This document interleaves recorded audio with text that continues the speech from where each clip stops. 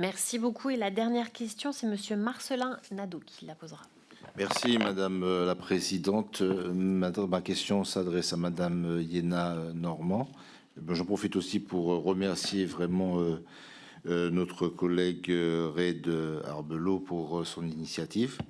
Alors ma question c'est, Madame Normand, effectivement le peuple maori, comme vous l'avez dit, est face à une profonde discrimination face au droit à réparation, mais on pourrait faire un parallèle avec le chlordécone aux Antilles ou le mercure en Guyane. Avez-vous envisagé un moment que ces luttes, ces actions convergent, et pensez-vous que la convergence de ces actions avec l'ensemble des collectifs serait de nature à rendre plus efficace votre action comme celle des autres collectifs, des autres peuples concernés? Je vous remercie. Donc, Madame Léna Normand, vous avez la parole. Oui, merci. Pourquoi pas? Nous, on a envie de dire qu'il faut pousser toutes les portes pour que justice et réparation soient faites.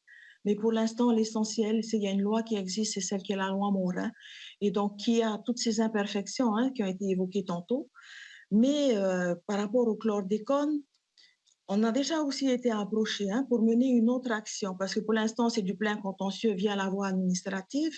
Et donc, oui, il y aurait peut-être aussi une autre action via la voie civile. Après, est-ce qu'il faut s'unir? Enfin bon, c'est...